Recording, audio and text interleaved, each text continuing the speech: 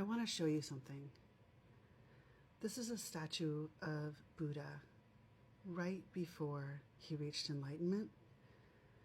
The night before, he was able to absorb and understand all of the sorrows of the world, and he felt such grief and such utter despair. And then the next day he woke up and he felt nirvana. He felt bliss, and he became enlightened. I look at this statue often as a reminder of where I was, of where I've come from. And I think this is where you need to be reminded now. Grief is when an indicator that you're not done yet. If you're feeling this, your healing journey isn't done yet. You need to keep going. And I know what you're thinking. You're thinking, what the fuck am I talking about? You're thinking, no one has mapped your internal environment better. You know yourself inside and out. And that's true. That's 100% true. Which is why it's time for you to be triggered externally by these people that you are holding yourself apart from. You are holding yourself in an ivory tower. You are saying the door's unlocked. You just have to know how to knock to get in. Sweetie, no. The next stage is where you have to open up. The next stage is where you get triggered and you grow in ways that you can't grow all by yourself, because you can't trigger yourself the way these people on the outside can. You can't grow without them. You need them. You need to get yourself out there, and you need to let them trigger you so that you can see where you need to grow, because you're stagnating. If you're feeling this, if every time you hang out with somebody you feel that little twinge of melancholy because they're just not quite right, that's because you're not quite right. I'm sorry. I know you thought you were done, but you're not. And I see this over and over and over again in this online community. That's part of why I joined, is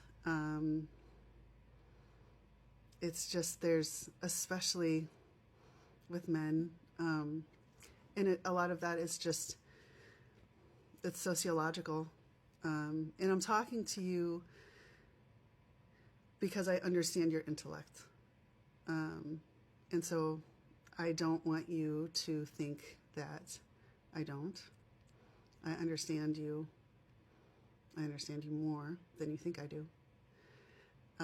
I just don't need to talk to you in the language that you talk to us to do so. But you're just not done yet. You just have to keep going. You're so close. You're so close. You almost have it. The joy is just on the other side. I know that you keep getting glimmers of it. You keep tasting it. It's almost there, but you're you're just stuck. You're just stuck. And I see it. I keep seeing it on these content creators. They're just stuck. You guys are saying it, but you're not realizing that you have to bring it into you. Like I said, you've got these ivory towers that you guys are sitting in, and you're shielding yourself from being wounded by doing so. And you don't realize that that means that you're wounded. You're still wounded. If you're shielding yourself from people's unclean energy, unclean signals, then that means that you have parts of you that can be permeated by unclean signals. Does that make sense? So, and that doesn't mean that, like, people can't drag you down, you know, like, yes, of course, if you hang out with somebody who's toxic, like, of course, but like, when I enter a space, people enter my energy. I don't enter theirs. My energy isn't clean, it radiates. I'm a light. I'm a lighthouse. Does that make sense? It's not, I'm the breath of fresh air that enters a room. It's not, I don't need people to be anything for me. They don't have to have clean energy. They don't have to have clean signals. They don't have to be anything for me.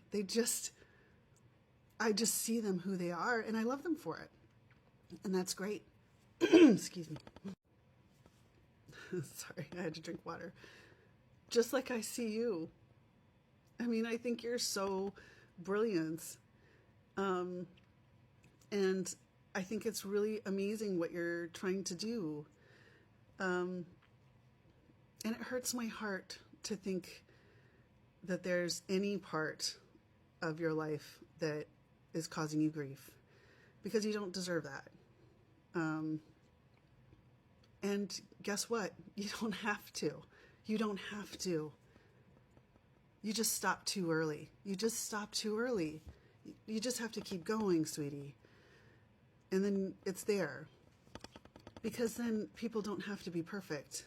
They don't have to be what you are. Because a rising tide floats all boats.